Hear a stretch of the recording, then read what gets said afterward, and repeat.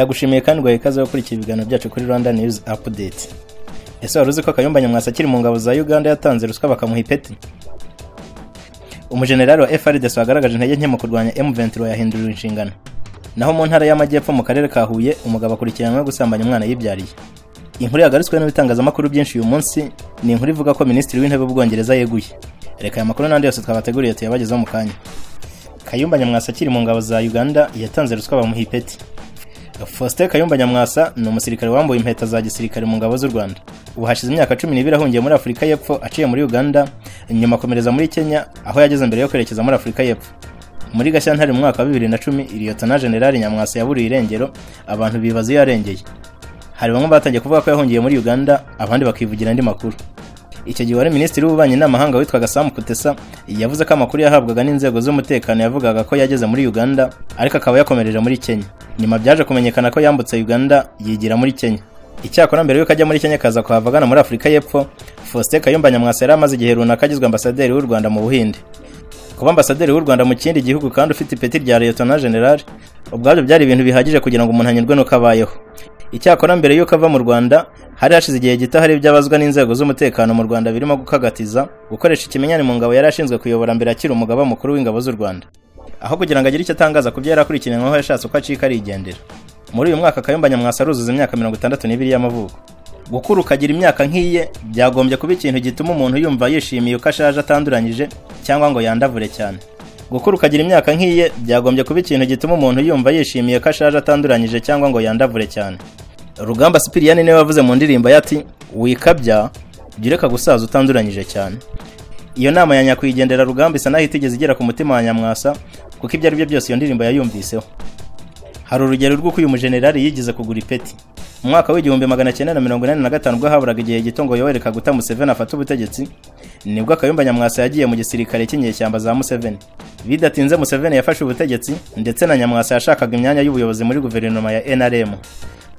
Umwe mu bakoranye na Kayumba Nyamwasa ubwo yinjiraga mu nyeshyamba za NRM yabwiye Tarifa dukesha iyi nkuru ko mu mwaka w'1986 muri kiriya gihe byari byoroshye ko umuntu ajya mu buyobozi bwa NRM agasaba ko bamuha ipeti maze akaryishyura. Birumvikana ko ubwo yajyaga mu gisirikare bwa mbere ipeti Kayumba Nyamwasa yahawe ari irya private. Yahawe akazi ko kuba umuyobozi wungirije w'intara ya Gulu bita Assistant District Administrator. Yagize yatangira gukora uko ashoboye kugira ngo abone amafaranga yo kuzatanga kugira ngo ahabwe ipeti rya Second Lieutenant.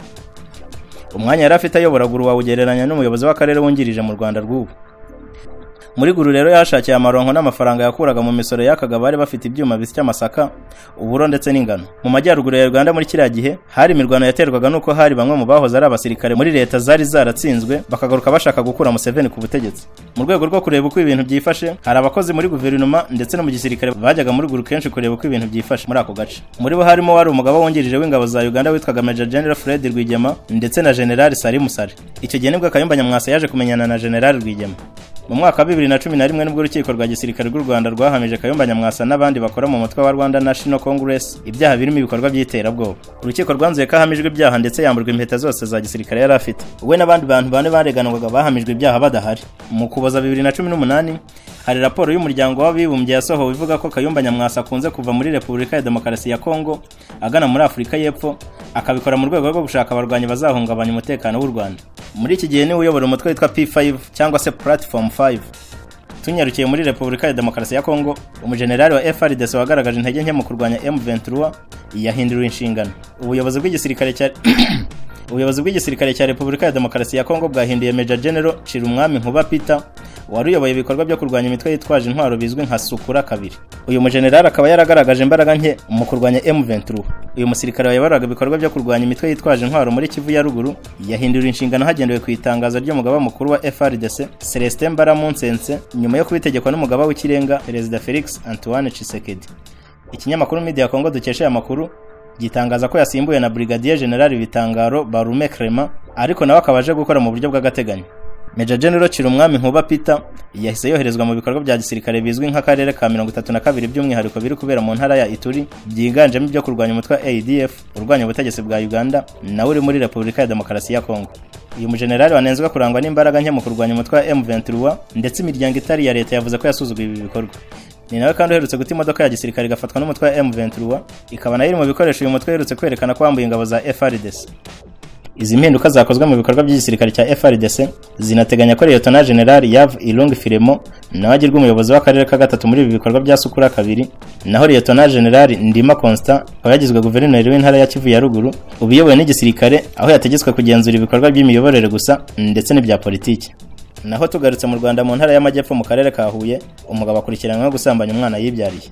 Ubushinjacyaha ku rwego rwisumbuye rwa Huye ubukurikiranye umugabo wo mu karere ka Nyanza aho akurikiranyweho gusambanya umwana yibyariye. Uyu mugabo w'imyaka 33 y'amavuko akekwaho gukora iki cyaha cyo gusambanya umwana we yibyariye abikorewe mu rugo mu mudugudu wa Kigarama, akagari Kambuye mu murenge wa Kibirizi mu karere ka Nyanza. Ni icyaha cyabaye mu ijoro ryo kuwa 29 Kamena 2022 ubwo yafataga ku ngufu umwana we w'imyaka 10. Yemerewe ubushinjacyaha ko yasambanyije uyu mwana nyuma y'uko kuri uwo munsi amuvanye kwa nyina wabo aho yari asanzwe aba akamujyana ibubundi akamusambanya, gusa akavuga ko yabitewe n'inzoga yari yanyoye.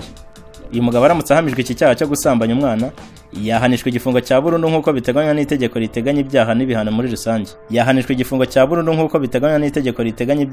muri rusange.